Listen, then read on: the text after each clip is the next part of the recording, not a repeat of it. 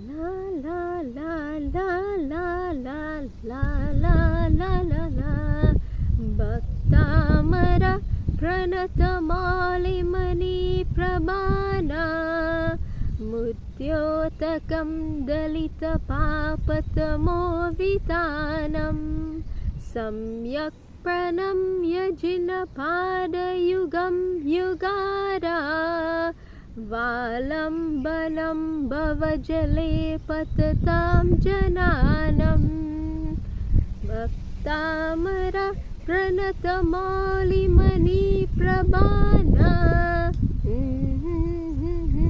La la la la la la la la la.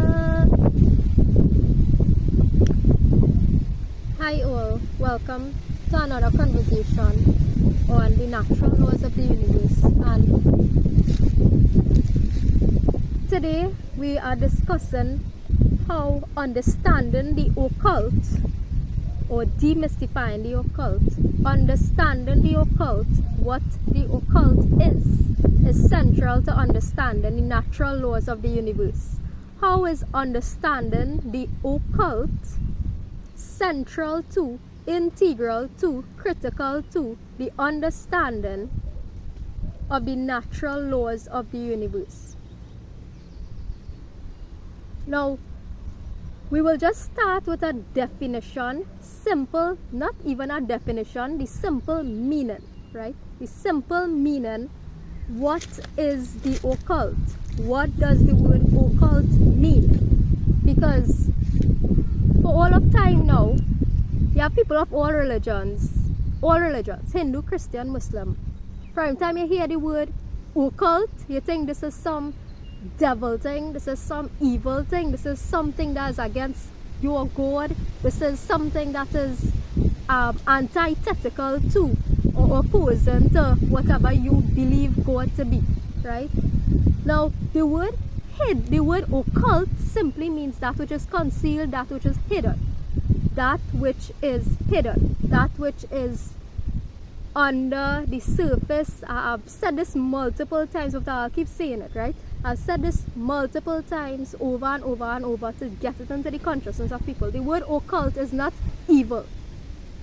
Occult, they are occulted things, they are occulted facts, they are occulted secrets that are dark in nature, and they are also occulted secrets that are on the light side, right? Light in nature,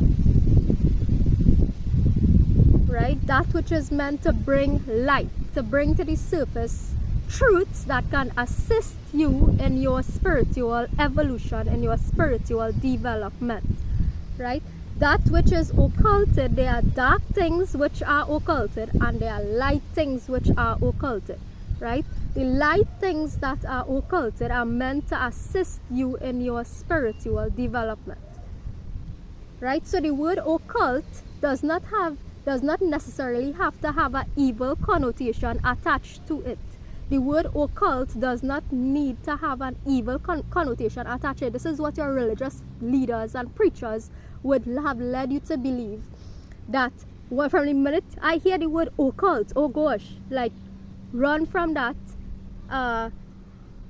discard that one time, because that is some devil thing, that is some that's the Dajjal if you're a Muslim, right? That's the Dajjal. Or if you're Christian, oh, that's the Antichrist, right? You are the Antichrist. If you just mention the word occult, right? The Antichrist is here. The Antichrist is here, right? And that is why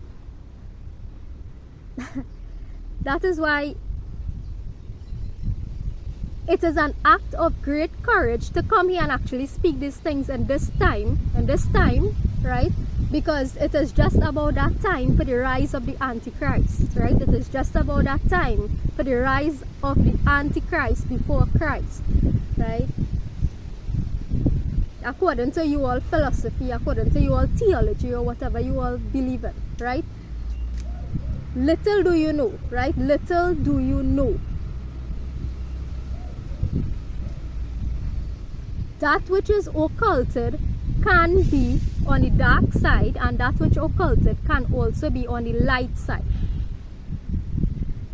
That which you think is oh, the rise of the Antichrist. For example, I am sure there are many Christian people looking at this video right now and thinking, oh, I am working for the Antichrist, I am serving the dark forces. Just because your religion does not the surface level of your religion, or you think your religion does not subscribe to the things that I am saying, when in fact it does, at a deeper level. If you take a look at the esoteric aspects of your own religion, you will see that what I am talking is in fact the truth, right?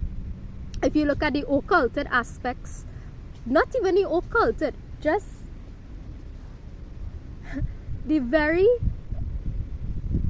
you just read between the lines in your own way of life, and combine it with common sense, you will realize that what I have been saying for the longest while is in fact the truth.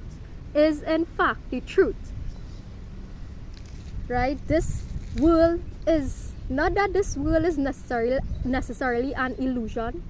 It is very real, but it is temporary, right? It is very real, but it is temporary, right? So going back to this conversation on the occult, right? This conversation is to give the definition of the occult, and to bring in this conversation about not hovering on the fringes of occultism, right? Not hovering on the fringes of occultism. What does this mean? You have 1 foot in, 1 foot out. 1 foot in, 1 foot in, 1 foot out, right? Action-wise, I am referring to action-wise. So we are talking about spiritual development and how we can develop ourselves spiritually, right? So the principle that we are dealing with, the core principle we are treating with, or we are trying to understand or uncover, is the principle of non-violence. The principle of non-violence. But this principle is a principle that is eternal. It has been here before religion came into being. This is a principle. Non-violence is an inherent principle to the universe before any form of religion came into being on the whole, right? And this is the principle that is required to be aligned with for the sake of your spiritual advancement. This is the principle that is required to be aligned with for the sake of your spiritual advancement. Now, I would have sung a small verse of a chant before I started doing this video.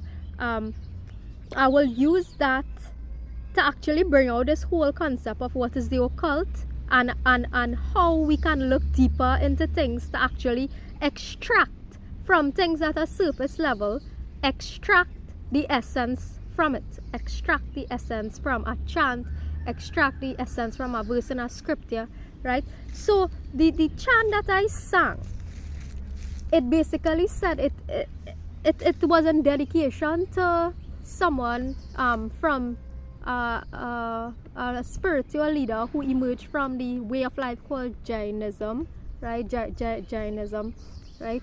That is where this chant came from, right?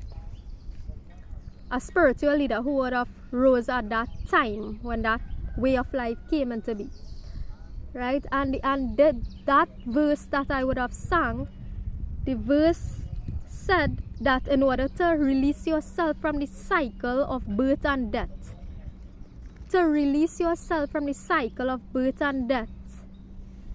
to surrender to my feet, surrender to the feet of the spiritual teacher who came into be at that time, right? Now, what exactly does this mean when in this chant? Does it mean that, oh, you must physically go and bow to the feet and touch the feet of some religious leader or somebody who you believe to be a religious leader or whatever, or a representative of God on earth, or your personal pundit, priest, or whoever? I know in Hinduism this is done for the most part. You know, you have people, religious leaders, and they require you to touch their feet to get blessings or whatever. You do not need to touch the feet or bow to the feet of any human being, right? There's no need to bow to the feet of any human being on the face of this planet in order to get blessings from God, right? When you say bow, extracting the essence or the occulted meaning from this verse, when you say bow to escape the cycle of birth and death, to escape the cycle of birth and death, bowing to the feet of God simply means bowing to what God created, what God represents. God would have created law. God would have created eternal, spiritual, natural, karmic law, right? God would have created the law of cause and effect. God would have created the law of as you sow, so shall you reap. God would have created the law that do good deeds, you will be rewarded. Do evil deeds, you will be punished, right? That is the law that the Creator would have laid down. So when you say bow to the feet of God, does this mean bowing and touching a murti, bowing and touching an idol, bowing and touching your religious leader's foot, washing your religious leader's foot, right? It does not necessarily mean this. This is not what it means. It means for you personally, take charge of your own spiritual development, your own life, and bow to the laws of the universe. Bow to the laws of truth. Acknowledge truth and bow to the laws of truth. That is what it means. That is how you can take a simple verse from your scripture, a simple verse from a song, and extract the genuine essence of what it is they are trying to tell you, right? That we have been blinded by a host of other things in this world, right? So you have a pundit. Pundits now, you know what they do? They tell you how much money they want, right? When this thing is supposed to be of real selfless service. Spiritual teaching supposed to be a real selfless service where you humbly accept whatever you say. For example, you go to give a discourse to somebody, accept humbly whatever that person give you, if anything at all, right? It is a service. It is a service that you are here to do, right? Accept humbly what donation, whatever it is that somebody gives to you, accept it humbly with grace. Instead of asking, saying, hey, put in a price on something, right? Put in a price and calling the shots, calling a price and saying, hey, give me $1,000 to do this, give me $1,000 to do that, right? And requesting what material items you want and so on, right? So this is how you can use any verse. You can go through any religious scripture and really extract the deeper occulted meaning of what is being presented or what is being said to you, right? So that you don't have to call anybody to interpret anything for you. You don't have to call anybody to interpret anything for you, right? So, not hovering on the fringes of occultism action-wise. What does this mean? Simply means this. For example, are you a vegetarian, right? If you are a vegetarian, it means that for moral reasons. If you are a vegetarian for moral reasons, it means that, hey, I don't want to cause harm to this animal, hence I'm not eating it, right? Hence I'm not eating it. Why then would you be employed? Why then do you choose to be employed by a force, by an organization, by an institution that causes harm if your reason for being vegetarian is to not cause harm to the animal? Why then would you choose to be employed for an organization that causes harm to other people? right? It's as simple as that. It's as simple as that. And that was the understanding that I had to come to battle within my head before I left the immoral place that I was working, right? Two immoral places. Well, I worked for the government for seven and a half years, and then I worked for a religious organization for 2 weeks. I couldn't stay longer than that, right? Because I was being asked to demonstrate blind allegiance to a religious leader, right? And I need to understand that person's philosophy and come to an agreement with whatever. I can't just have blind allegiance to somebody for no reason at all. For no reason at all, right? That is stupidity, right? That is stupidity. You need to come. That's why I'm telling people to don't necessarily just follow what I am saying here or believe it, right? You have to know in yourself that this is truth. You have to come to know in yourself that the things that I am saying here is in fact truth, and however long you take to discover that, you take to discover it, right? The faster the better, because it's better for you, right? But the point is not to just believe it, right? But to know it. To know it, and knowing it is not going to take long for you to do, right? Knowing it is simply, hey, let me look myself in the mirror and realize that what the police does is wrong, right? What is the process behind killing an animal that I am choosing to hide myself from, that I am choosing to run away from? What is the process behind that? It is confronting yourself, right? The hidden aspects that takes place, the occulted aspects, that the process that takes place before consumption,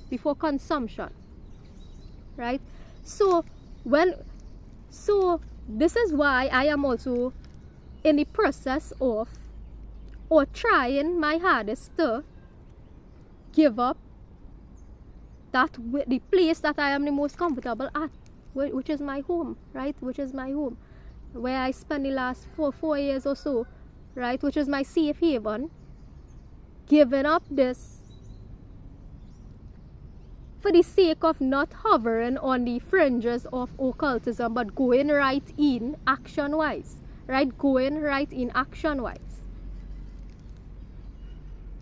This is not a comfortable process. This is not a process that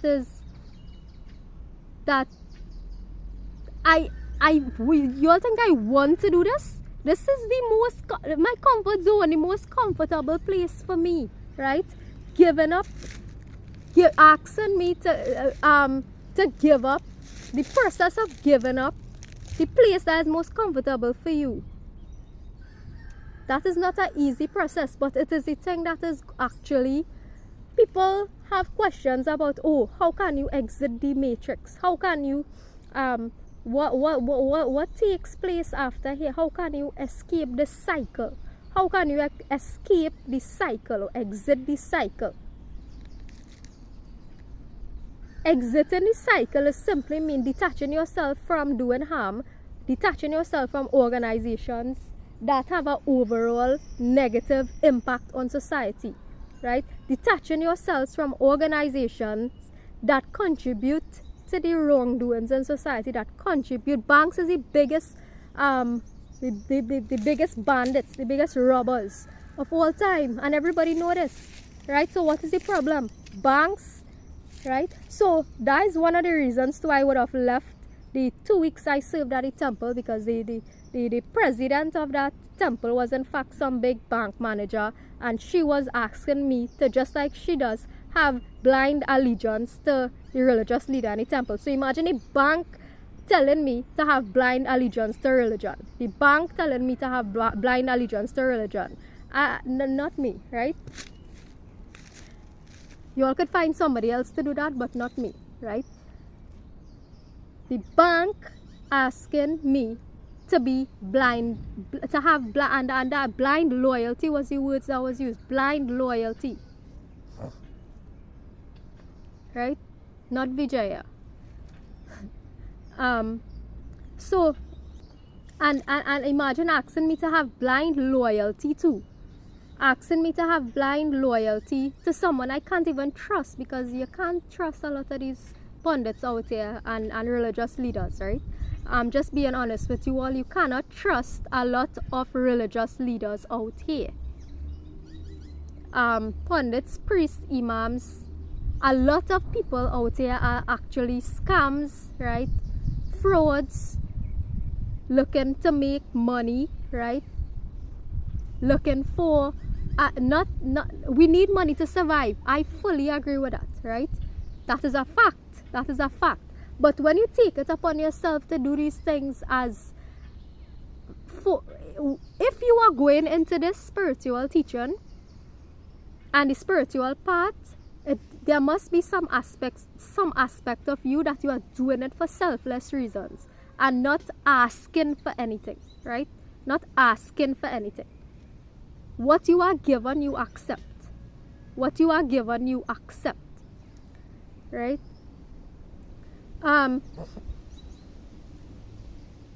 So this conversation is also not just about, you don't have to, this process is a painful one, I'm being honest, right? It's a very painful one, right?